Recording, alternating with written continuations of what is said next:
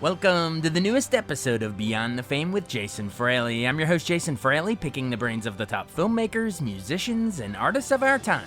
Legendary crooner Paul Anka performs live at Strathmore in North Bethesda next Tuesday, June 21st. For Anka Sings Sinatra, His Songs, My Way. I spoke to Anka about his biggest hits, from Put Your Head on My Shoulder to Puppy Love, as well as writing the Tonight Show theme for Johnny Carson and the iconic song My Way for Frank Sinatra. Hello. Hey, Paul Anka. Hi, Jason. Paul. Thanks so much for joining us on WTOP. Thank you. Thanks for having me, sir. Now, we spoke to you, actually. You called in probably, years ago, like in 2015 or something. So we invite our listeners. I called you in on the new album. Yeah, I think so. We spoke, I think, a while back. We did. Yeah. So we invite our listeners to check that out in the archives. But today, we're glad you're back promoting, you're coming to Strathmore. It's called An Evening with Paul Anka. Anka Sings Sinatra, His Songs, My Way on June 21st. Is it all Sinatra? I assume it's his songs, your songs. No. I can't forget my core bass, my American Bandstand friends. We're doing a kind of a combination of both. There's a bunch of hits, stuff I've written for other people. I'm doing the Michael Jackson, Tom Jones, and I'm only doing a segment, few songs of Sinatra. Yeah. Gotcha. Are you allowed to say which ones? I assume one is My Way, which you wrote for him. Yeah, we'll be doing a couple that I've written for him. Let Me Try Again. I'll be doing My Way, and then some great arrangements that he gave me. I'll be doing a few of those. I'll leave the titles out, keep the surprise up, and then got a tribute to Sammy Davis. But I'm anxious to get back to that theater because the last time we were there, we had a wild, sold-out crowd, and they were very enthusiastic. So we're looking forward to getting back there again. Oh, yeah, it's a beautiful building. I remember the first time I walked in there, I wasn't prepared for how grand it looks in there. It's an amazing space to play. I'm sure the acoustics are great, too. Yeah, for sure. Awesome. Well, of course, we mentioned that you wrote My Way. I'll get to that in a second, but I'd like to always sort of move chronologically if we could. I'd love to remind our listeners, like, where exactly you grew up, how'd you got into music to begin with? Well, Ottawa, Canada. That's where I grew up. That's where I was born. I wanted to be a journalist and a writer, but that went by the wayside after they tried to throw shorthand at me. So I took music, and I started writing. I had a band, at 13 or 14. Saw a girl I had a crush on. Her name was Diana, but she was older. Wanted nothing to do with me. And from that point, I was just playing it at parties. And ultimately, I talked my dad into letting me go to New York on Easter break. I had a paper out, and I was a caddy, and I saved up some money and had some friends down here. And I just took my songs up to ABC Paramount. So it started when I was 15 with Diana, and that kind of changed my life. And started touring with all my friends, the Everly Brothers and Frankie Avalon and Fabian, Chuck Berry, the Platters, that whole group. So it really was a launching pad when pop music was in its infancy stage back then. No one really had any indication, obviously, where we're at today. And I just started touring with these guys. In fact, I lived in Washington on Connecticut Avenue. My partner was the Feld family, who owned some super drugstores. And my career went from there. And, I spent a lot of time in Europe. That's where I met the Beatles and came home and told my agent about them. And they flew over and brought them over here. So I was kind of responsible for them coming to this country and change the whole landscape of the music industry, which they did. They opened the doors to acceptance. We were not really an accepted, group of musicians other than for our fans. And then it just kind of evolved from there. And my first real experience writing for others was for my Buddy Holly, who was my dear, dear friend. And, I wrote It Doesn't Matter Anymore for him. And fortunately, the last song he ever recorded, he died in one of the tours, and that was a very sad moment. But that song, I'll be doing a whole kind of dedication to him on stage with that. And that really got me into the kind of vibe of writing for others, because I wasn't sure how long I was going to last just writing my own stuff. I was still a teenager, and I kind of committed myself to writing for other people whenever I could. Thus, Buddy and Connie Francis and Tonight Show theme, Longest Day, and it just went from there right into the 60s. Absolutely. Well, you mentioned Diana there as your sort of your one of your first big ones. Tell me about. Believe last time you told us that your personal favorite was "Put Your Head on My Shoulder." That's my personal favorite of yours too. And recently, there's a new artist, Doja Cat, that sort of sampled it. So a new generation. What do you think when you hear a new generation sampling such a classic like that of yours? Well, it's been an experience, like a 40 million down. I mean, it's bizarre. We've got, teenagers at the show. They're coming up for autographs, and they've got albums, and you got to be humbled by it. Who knew? Who knew TikTok was coming at us? So when you've got the success of that song that was, I wrote it at 17, and Yeah. certainly my favorite from back then, and all the action that it's getting now, and the new fan base, it's amazing. I've been doing this for a few years, and to all of a sudden see this whole new demographic, if you will, embracing that song and all the oldies. I'm getting a huge kick out of it. I mean, I'm just totally, as I said, humbled by the fact that, we know music's a big part of our life, and we know that it will always be around us, but for it to kind of articulate itself into the young generation, I'm getting the biggest kick out of it. And her record was fantastic. She does her own thing. So I've been watching it unfold, and certainly watching it today, and I'm loving every minute of it. Now, Puppy Love is starting to bubble out of there, so it's cool. Yeah, Real tell me. cool. So real quick before we move to Puppy Love, tell me about I wanted to ask you about the Doja Cat sample, but tell me a little more about the actual original recording of "Put Your Head on My Shoulder." What inspired it?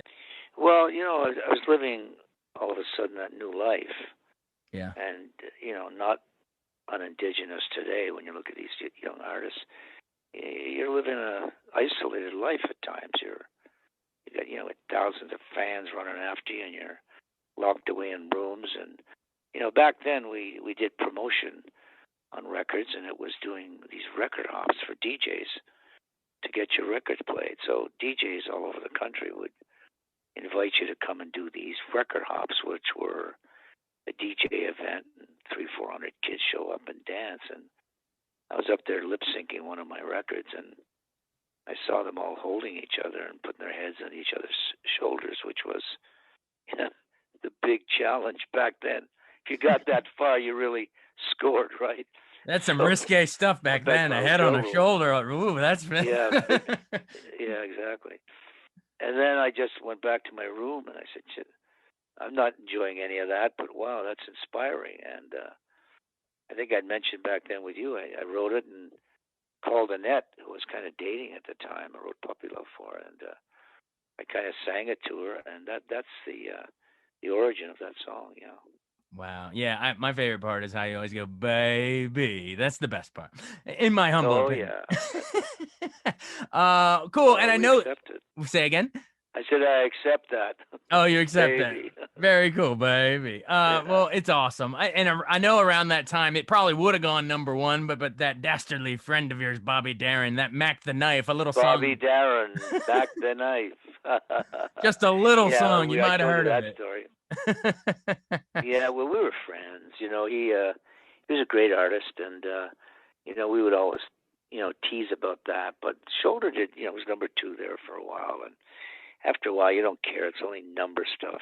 Yeah. But it was one of the most successful of that and Lonely Boy back then, and Darin started getting into the whole swing thing, which I did. I got into swings with Young Lovers. We had a hit with Hello Young Lovers, but we were kids. We didn't know what the future was. We kind of wanted to emanate the Rat Pack. That was our goal. Yeah. Looking at them and wanting to be like them, which eventually I made that evolution into that whole world because I felt I needed to survive. Yeah, but Mac the Knife, that was the door blocker, but I didn't mind because I really loved Bobby. He was a great artist. Yeah, but so he might have got the last laugh, slightly edging you out with that. But then when it came time for him to do Beyond the Sea and you to do Puppy Love, I think you charged ahead of him and beat him in the horse race that time. So tell us any memories of how you came up with Puppy Love? Like, what was that? Wasn't it something to do with like Disney saying that something with the Disney property? Well, it had to do with Disney and Annette because I was dating her, and they were very concerned. Obviously, back in the 50s, it was a whole different approach to sexuality and dating and everything. And she was a friend, and we got close, and they were concerned because of imaging. She was America's sweetheart, and here I was, a frisky little teenager.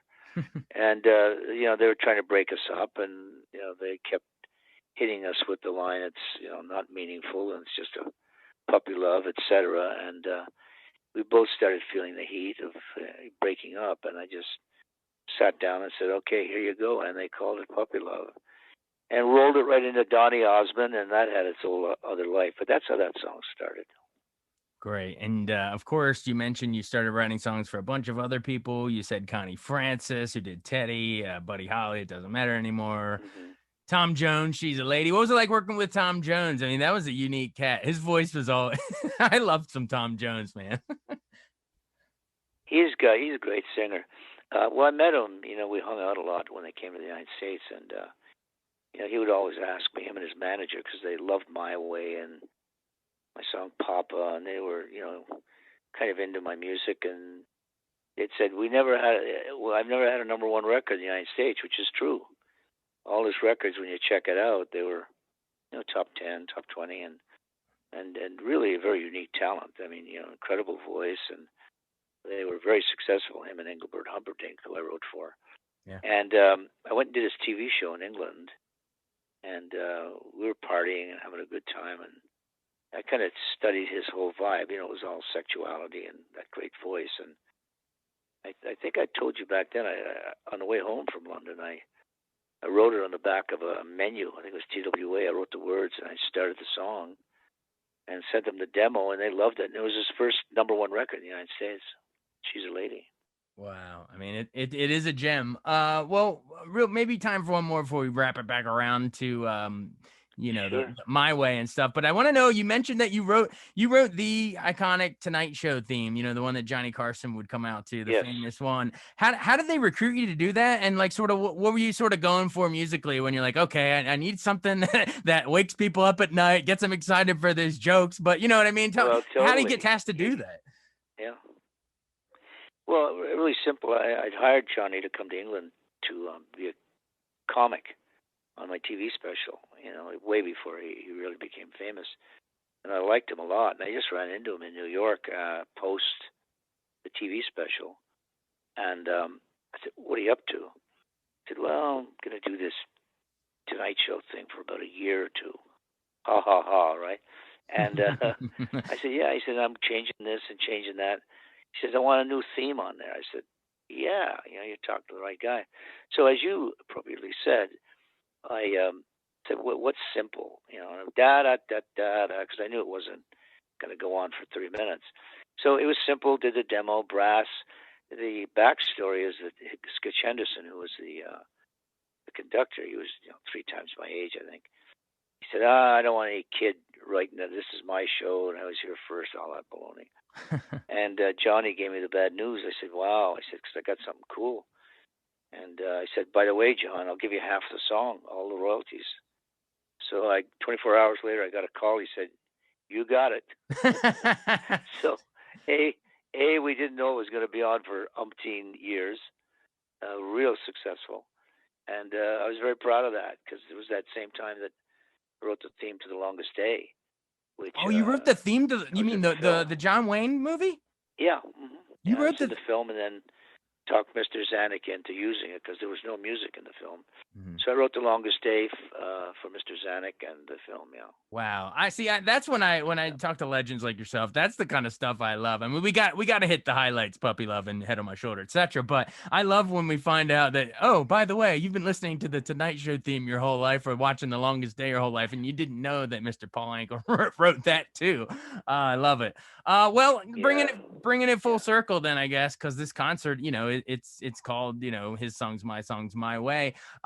You remind our listeners that story. I guess you felt you were too young to sing My Way. You were like late 20s, so you gave it to Sinatra. Like, how do you write a song that's, I mean, you're looking back at a career. It opens with and now the end is here and facing the final curtain, but you were just getting started at the time. So how did you get yourself in the mindset to kind of write as a veteran, even though you were a beginner? Well, you're wearing separate hats. Yeah. And when I realized early that I was the writer and I was going to work at my craft, at a real young age, it's Longest Day and Tonight Show theme. I mean, stuff that's really not about what I was writing about. And hanging out with the Rat Pack and knowing those guys all those years, it kind of culminated into when he and I called me for dinner in Florida. I was, I don't know, 25, 26 years old, but, I'd always done a few years with these guys in Vegas. And, I would have given them money back for, carrying on and learning what I did with those guys. Right. And at dinner one night in Florida, he had mentioned to me, because he'd always teased me because he hated pop music and Presley and all that stuff. He was into the American standard stuff. And he said to me at dinner, he said, I'm quitting show business. I'm going to retire. I've had enough. The Rat Pack was winding down, and people were all, the government and all that stuff were all after him anyway. He said, I'm doing one more album with Don Costa.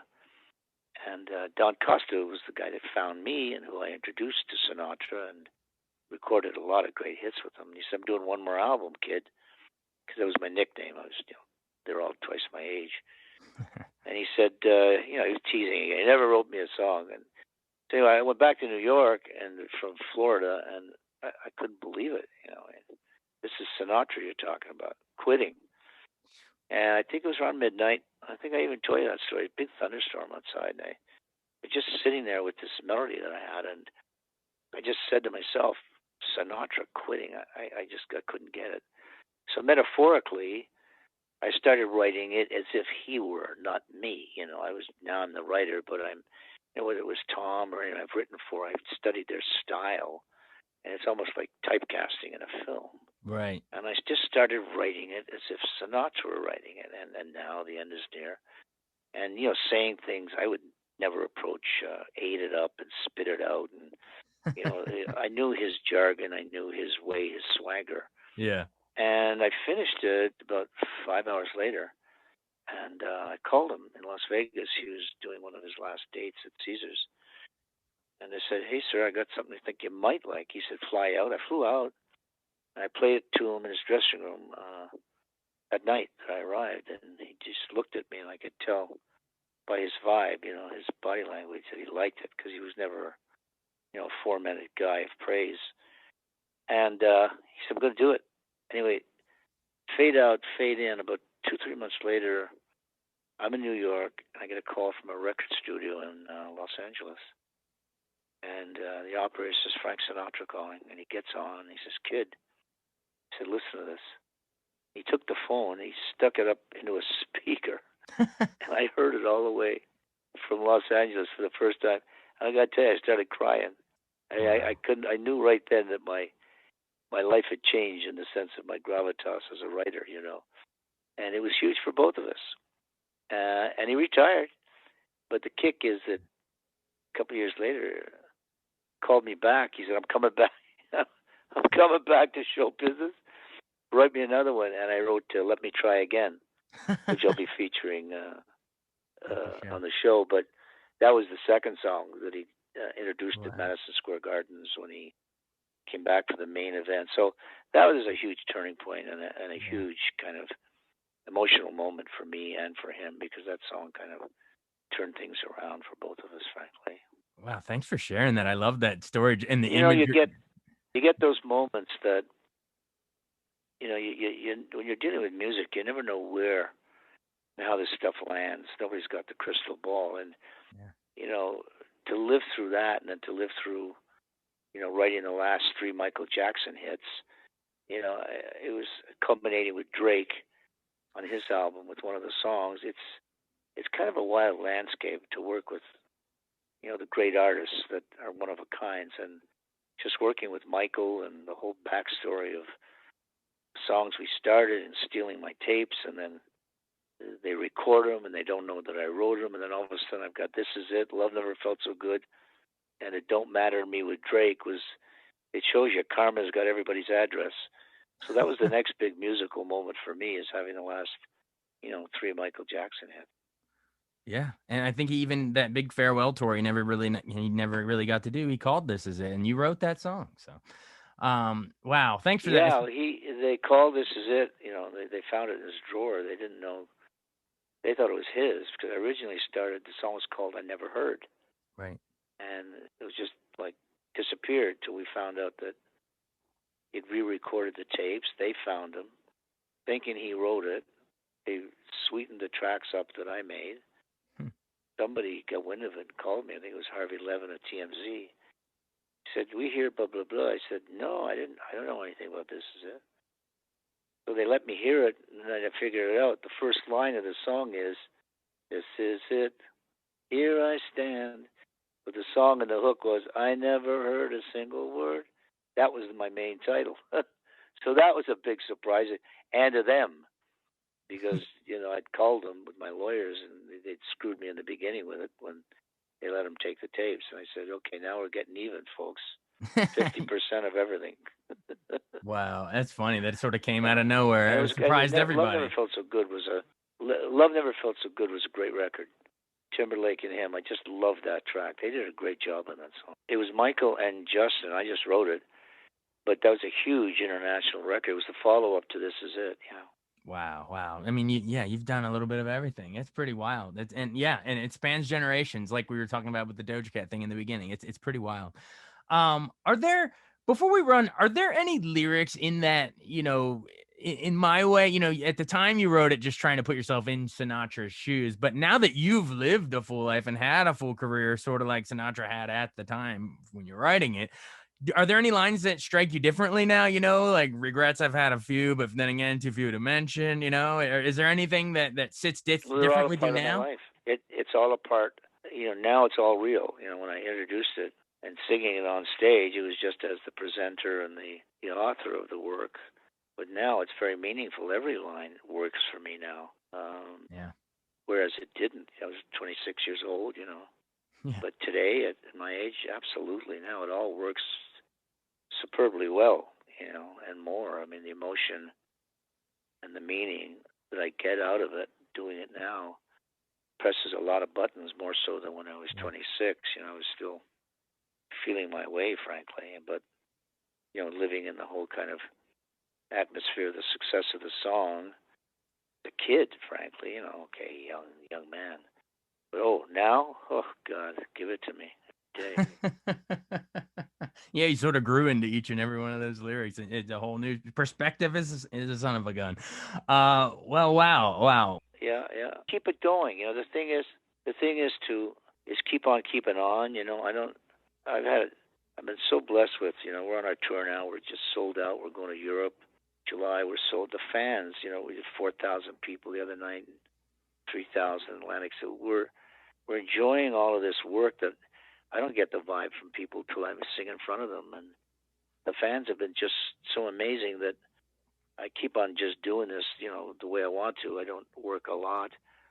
I just do what I want to do because of the passion and because of the fan base. And it's a big kick to be able to be doing that right now, coming out of this whole COVID-19 thing. And, and looking back, and I do the whole story on stage. And, I was talking to my friend Michael Bublé, who I started and produced his first album. And, I got Michael started and seeing where he is today. And we were just talking the other day about how far he's come. And, I keep giving him what wisdom I can in terms of his career. He's a great artist. And to be able to launch him and help him get started and help raise the money when nobody even wanted to listen to the kid. It's things like that when you stay in action, you keep doing it, things happen. You can't sit back on your laurels and the money and all that. That's all BS because it's just so meaningless. At the end of the day, we're all meaningless, in this big universe. Right. So it's making those moments happen creatively when you're in that kind of rare position and you're able to do it and have, a fan base that supports you and gets it and that shows it to you, because when you write and you sit at home, there's a huge black hole between you and your public. I have no idea how I'm affecting them. That only comes across when you're up on that stage and getting the feedback from them personally. I mean, it's just crazy with the, these teenagers now with the TikTok and the passion of the audiences now, and they're very selective in how they're spending their money. I graciously take all of that and what it means in my life to be still doing it, because I know a lot of guys that just can't do it anymore and aren't doing it. They're all, poor Mick's got 19 and Justin's sick, and you never know from day to day who's getting flattened out for a while. It's a sad story, but when you've got a creative life and you've been blessed with that stuff, you got to do it. If you're loving it up there, you got your health, just do it till it rides out, because otherwise, it's a life lottery. Who's next? Yeah. Well, you still got it, and you're still doing it, and we're glad you're doing it. Real quick, final seconds. Remind our listeners that your famous son-in-law, Jason Bateman. What'd you make of that Ozark finale? Do you watch that? So proud of him, man. Are you kidding? Is the Pope pray? Is the Pope Catholic? The Pope pray. I know beforehand what's happening. I'm so proud of Jason. He's a great guy. He wants to do some directing now. My daughter's in there running the show with him, and they're great kids. He's such a talented guy, and he's such a nice guy. And at the end of the day, family's everything. You can't really depend on much things in life, because come in alone, go out alone.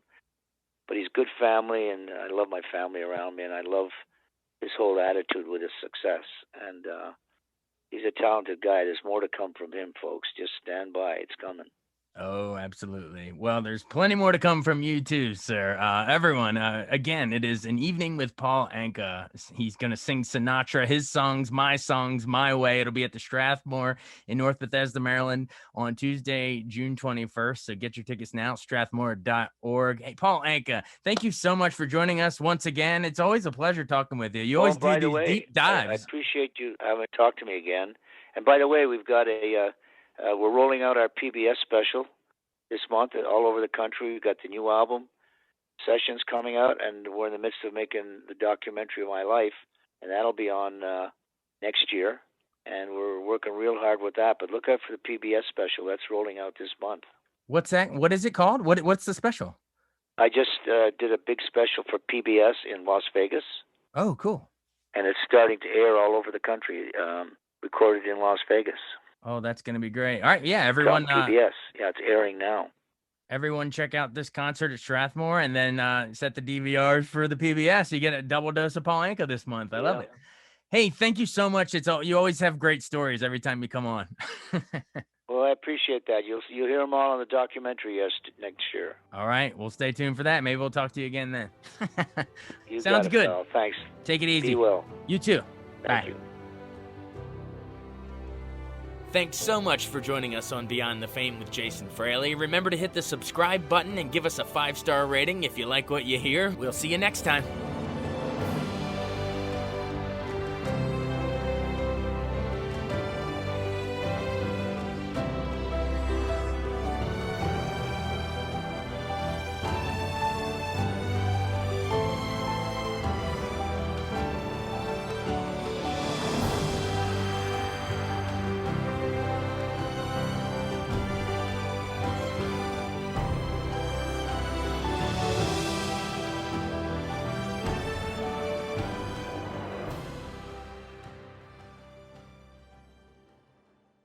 I wanted to take a second to tell you about an app I really enjoy. Living in the DC area is great, and Podcast DC gathers all of the local shows that I like all in one local app. Health, sports, local news, politics, and so much more. Podcast DC is the new local app with hundreds of DC area podcasts to choose from. I can earn exciting rewards just for listening and share the podcasts I love instantly. Available in the App Store or in Google Play, listen local with Podcast DC.